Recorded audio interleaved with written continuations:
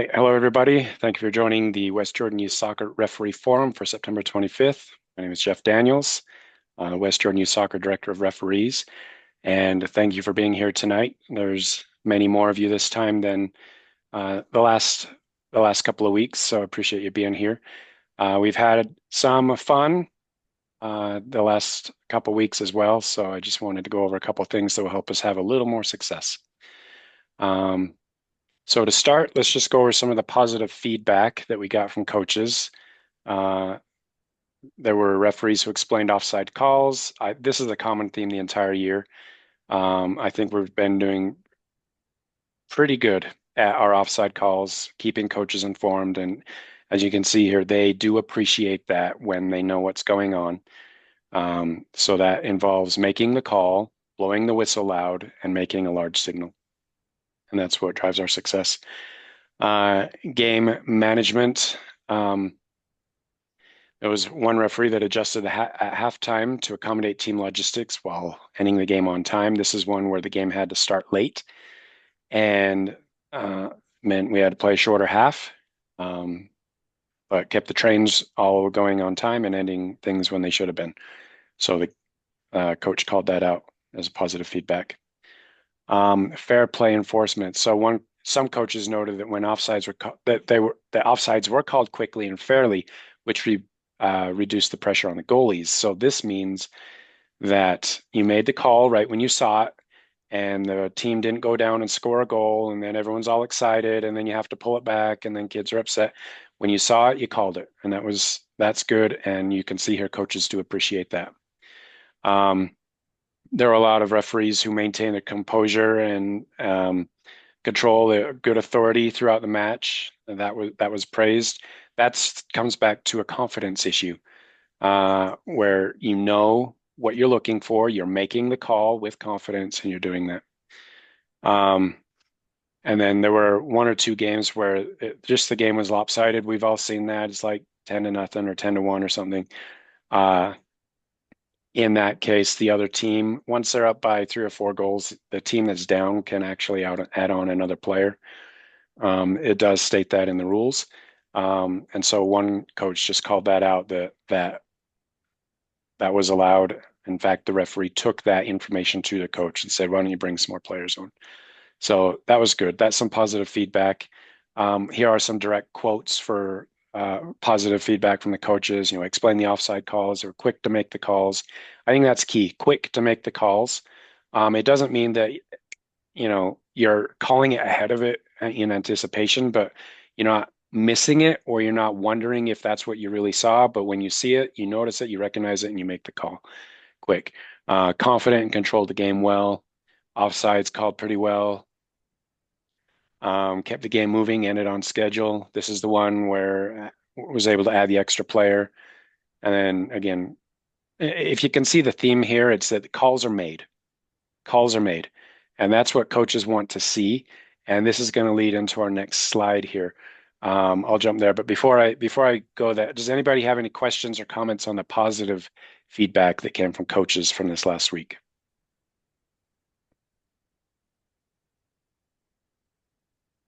And that's right, you don't have to. If anyone does have a question as well, you can just put that in the chat.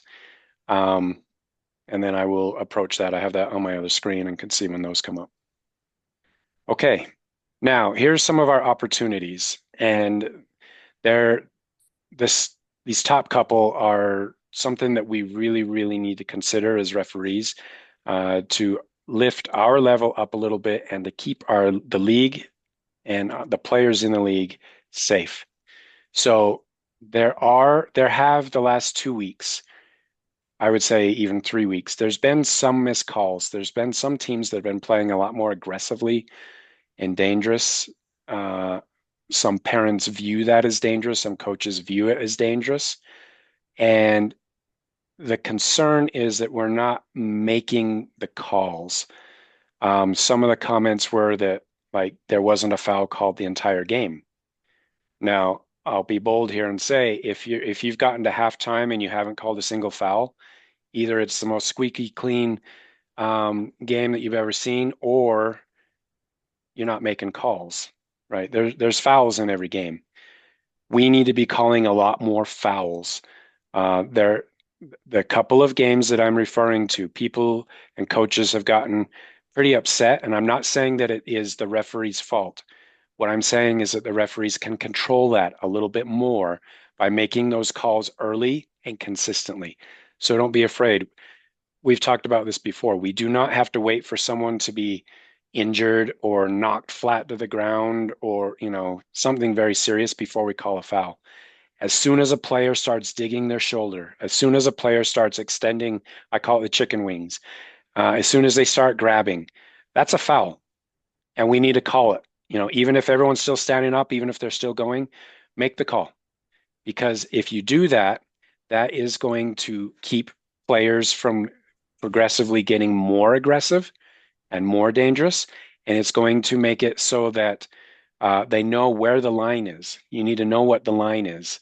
Um, does anybody have any questions about that topic? I hope that there's a couple that come up here just from things that you've seen.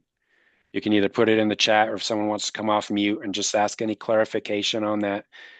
This is an area really that we do need to improve. So anyone have any questions or comments?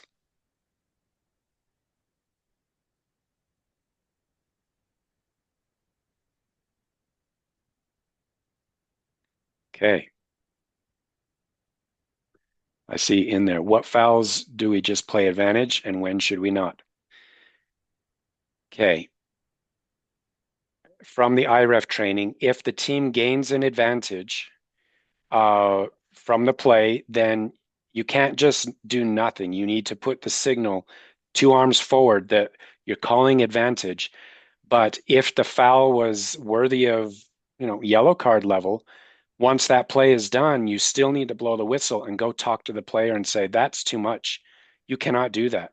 And if that player continues to play so aggressive and so dangerous, I'll say, you need to walk that player over to the coach and say, this player is being too aggressive. You need to talk with this player before they can come back on the field. You, as the referee, have authority to do that. All right. Any questions on that? And even if you do play advantage, you're recognizing that there's a foul by doing the play on signal. Once it's done, you still go back to that other player and say, that was a foul. You cannot. You cannot. This is getting too much, right? Because we don't want it to escalate. We don't want things that have happened the last couple of weeks to continue, where we have the opportunity to step up and help avoid that by making those calls early and often and consistently. All right.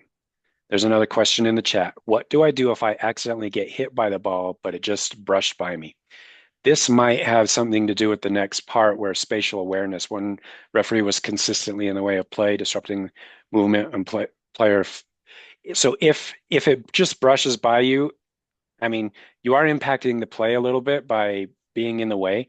So it comes back to what we talked about earlier in the season, where you want to be close enough to the play that you can see it, but you cannot be like right in the middle of it. So you need to be finding a way to get out of the way. If the ball flat out hits you and stops, then what you can do is blow the whistle and do a drop ball. Yes, I see that in the chat there. You do a drop ball.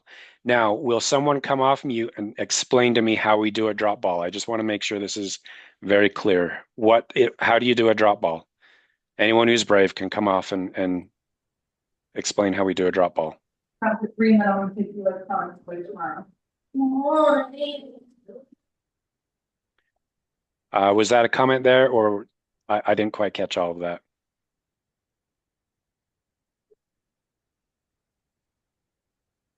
Any brave people want to explain it?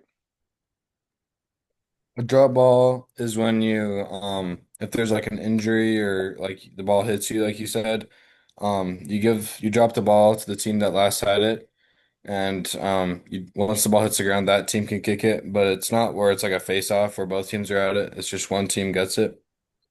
I love the way you said that. We are not playing hockey. They're not in there kicking each other's shins and feet. It's a drop ball. You drop it for the player from waist height. Once it hits the ground, then they can play, right? And so that's a drop ball. if you are in the way, spatial awareness, if you are in the way and you do disrupt the ball, or really what this coach was also talking about is players had to dribble around the referee. So you just want to stay more on the side. That's why we talked about the dual refereeing. And there's the video out there that I sent out earlier in the season where you're you're lined up off center from each other and more on the sides. If you need to move to the middle to get out of the way, then move to the middle to get out of the way. So that's a hard thing. And sometimes that ball switches fast and it's coming right at you. And, you just got to get out of the way. But if you're consistently in the way of play, that means you're probably not in the right position. So you want to position yourself out of the play, but close enough to see it. Is that clear? Any questions on that? Okay. I do want to go back to one point up above about foul recognition and safety. We have responsibility to protect the goalkeepers. So I know we've all seen it by now where a play goes in, the goalkeeper's going for the ball, it's within their little area, they're close, they're going down for it, and then another player's coming and they're kicking the ball inches away from the goalkeeper's face. Okay, that's dangerous. And in our league, the way we handle that is you blow the whistle, you stop, you give the ball to the goalkeeper. You protect the goalkeeper. Sometimes it's happened where the goalkeeper has literally had the ball in their hands. Little kids who are really excited and don't know any better are kicking the ball out of the goalkeeper's hands. It gets free and it goes in the goal, and everyone's cheering. And you've got a little goalie there that's hurt and crying because we didn't blow the whistle. Right? Can you see how that's not the situation that we want?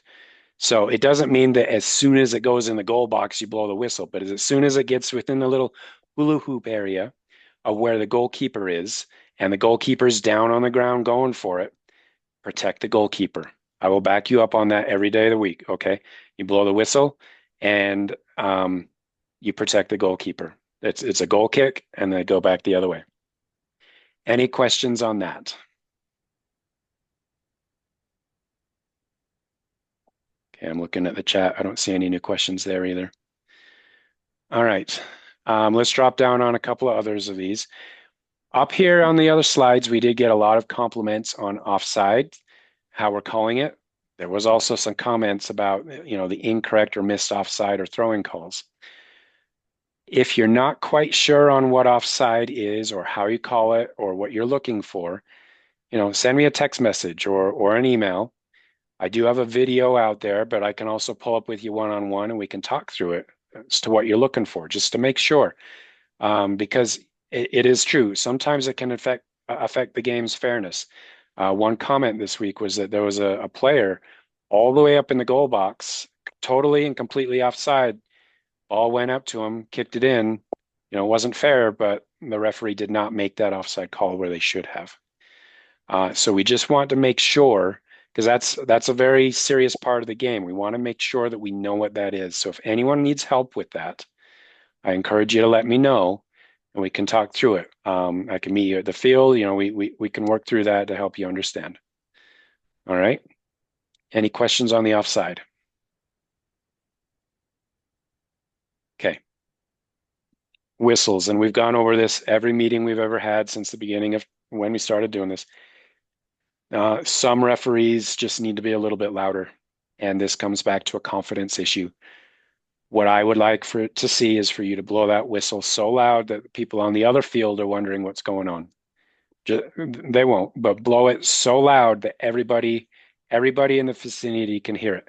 You're not blowing it for the players right next to you. They can obviously hear it. You're blowing it for the coaches and the parents on the side as well, so that they know that you've made a call, and that's why play has stopped.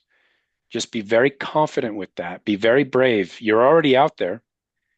Add that to your arsenal where you have that confidence so that no one ever again says that they couldn't hear you or that they didn't know what the call was because you told the player, but you didn't make the signal.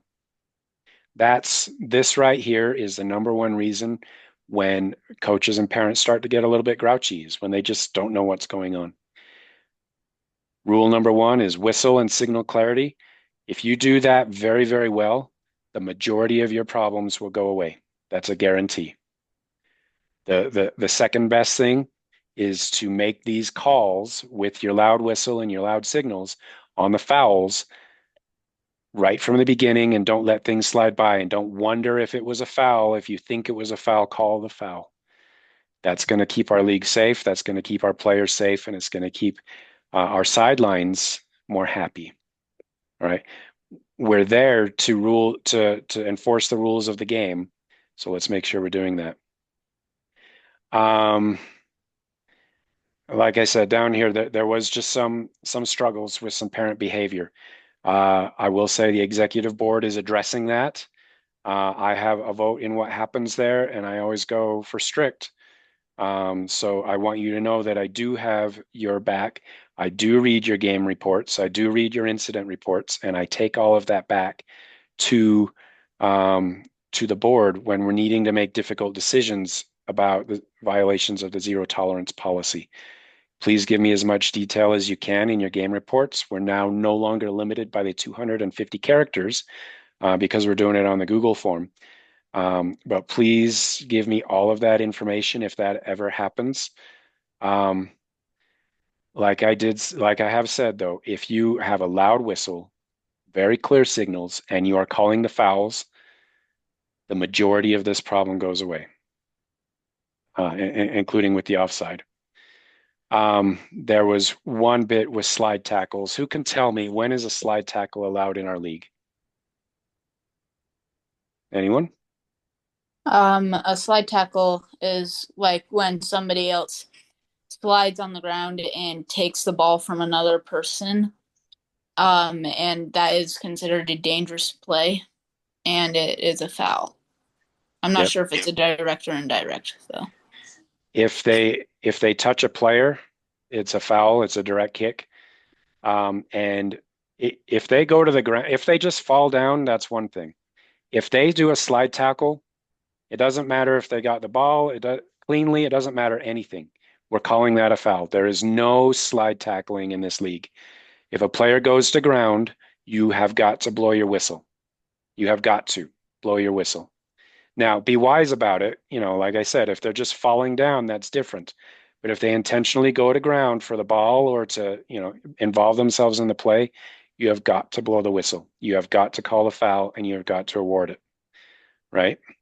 Any questions on that? That has to be very firm. Okay. So pop quiz. Is it direct or indirect? If they touch the player, it's a direct. If they slide, like if the ball is just kicked way far ahead and they slide to get the ball and no one else is around, that's an infraction, but you would call that as an indirect because there's nobody else around. Is that clear? Okay. Does that make sense? Yep. If they're close to players, direct. If it's just out in the middle of nowhere, but they're going to ground anyway, then you call it. It's an indirect. They will learn. They will learn, especially when we are all very consistent. Would you ever card it? Yes. Okay. I mean, the first time I would call it a foul. The second time I would card it and have a conversation with the coach. The third time I would probably pull out the red card. They know. And I would also add that into your pregame speech to let everybody know you are looking for sliding and you will be awarding cards. I have not done well at communicating this to everybody. We are awarding cards in U13, U15, and high school. If you're in U9, U10, and U11, then you just take the player to the coach and say, there is no slide tackling in this league. Please coach your player. They can come back in after you've had a conversation with them. Okay? We need to be very strict with this. All right. Now, time for a pop quiz. What are all the things we're looking at for aggressive and dangerous play? Just start shouting them out or putting them in the chat. We just talked about one. Slide tackles. Slide tackles. That's major. What else? Offsides. Yeah, Maybe. offsides. But when we're talking about aggressive or dangerous play, this is where kids are bumping into each other. I see in the chat there the shoulder digs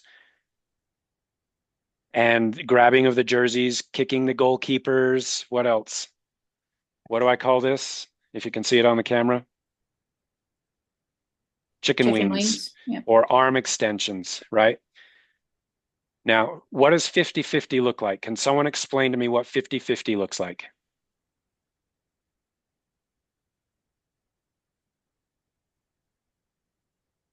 Fifty-fifty is where both players are straight up. They're both going for the ball. They might be bumping into each other a little bit. It's about the same, and nobody's getting hurt. That can be okay. But as soon as one kid goes flying, okay, something happened. We need to make the call. I have not seen in this league very much, hardly at all, flopping and like we see in the professionals where they didn't even touch them and they go down like they've been injured beyond repair. I have not really seen that in the league. So what I'm saying is if some player does go down, most likely there was a foul. So trust your gut on that. Okay. All right. I do see one in the chat. High kicks. What is a high kick? It's Uh, when when you it's when someone kicks high and they can reach like someone's face, or they could potentially like kick their arm or something like that. Mhm. So did you know in the rules there's no such thing as a high kick? That's not against the rules. What it is, it's a dangerous kick. So if they kick high and it gets close to someone's face, that's a dangerous kick. It's not the fact that it's a high kick.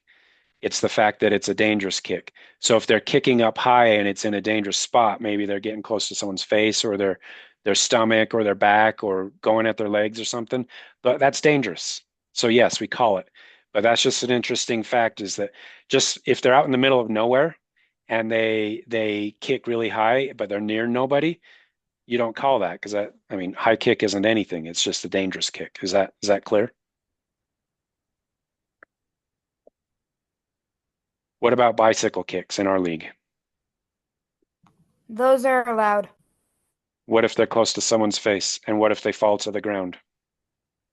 Then it's a dangerous play. Dangerous play. And if they went to ground, what is it? A foul? Yep. Even if they make it. So my team that I coach is always asking, can I do a bicycle kick? The answer is no, because that can be a dangerous play. They want to go play comp soccer or somewhere else, they can train on that. But we stay to ground here for our recreation league. Okay. I think we've covered all of the dangerous stuff. Does anybody have any questions or concerns about that? Anything that you've seen that we haven't talked about? Because the next thing I want to say is as we go away from this meeting, I want you to be motivated. I have your back, okay? I want you to make the calls. I don't want you to go through a whole game and the only thing you did is called when the ball went out of bounds. I want you calling the fouls. I need you to be calling the fouls. That's what the job is. That's what's going to keep our players safe, our parents and coaches having fun, you having fun. I need everybody to bring it up a little bit more and make those calls. If you are already doing it, evaluate where you can do a little better. If you're unsure or have been shy for this, find your confidence. I have your back. Okay. I spend all day every Saturday at the park on my scooter. Someone can give me a call, someone can send me a text, and I will get over there as quick as I can if there's a problem. So know that I'm there and ready to help you. So please, please find that confidence, find that motivation. I believe in you. I know you can do it. I know you've taken the training.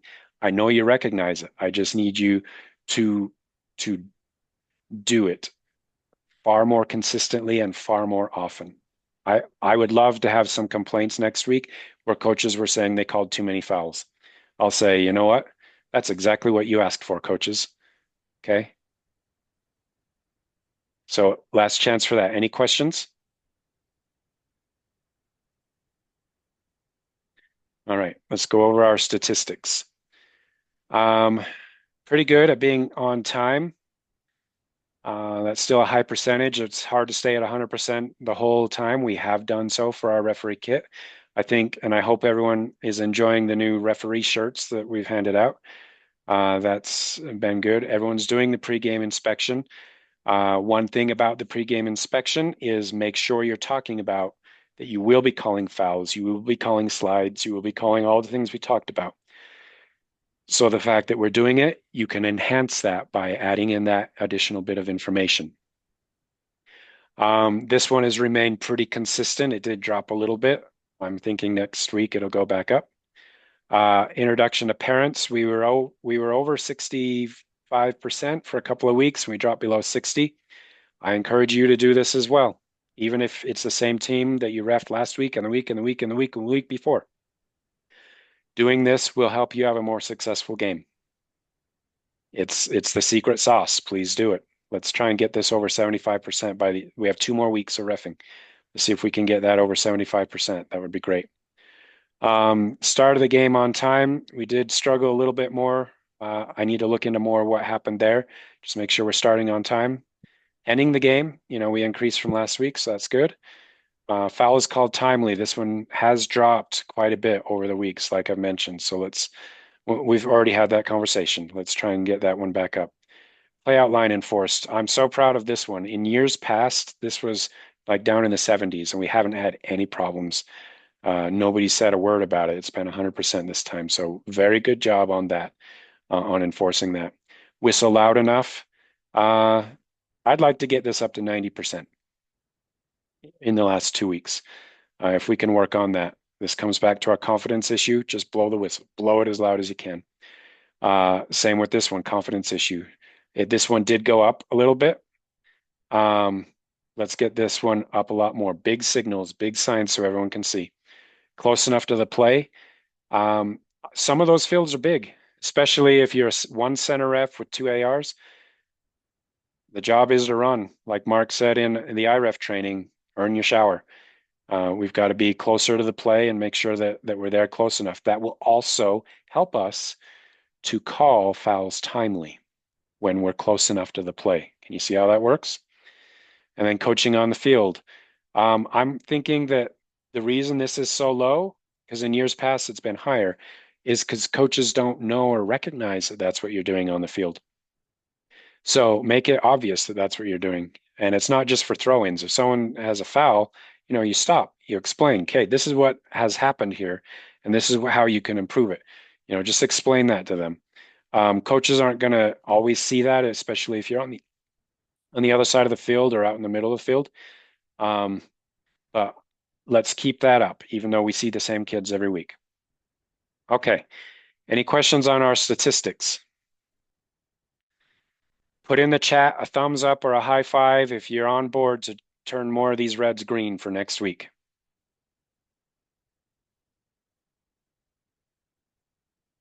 It's coming through. It's coming through. Okay. All right. We are coming down to our last slide and our last minute here. Are there any questions that you have? Any questions from things you've seen? Any questions about what we've talked about? Any questions about the tools we use, the online tools, the new game report? Any questions that you've got? Now is your chance.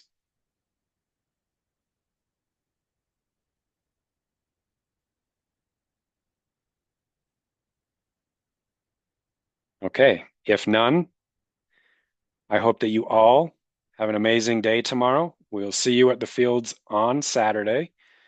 Thank you for many more of you joining this week. This is important information. I will be putting this on YouTube and speaking by email with everyone else who was not able to attend that I need them to watch this one so that this message is delivered loud and clear to everybody. We have an opportunity to step it up a little bit. Not that we've been doing dreadful, but we have an opportunity to improve, and we should every week be seeking to improve. And I hope that that's what we will go for. So if there's no other questions, then I will wish you well. See you on Saturday and have a great night. Thanks.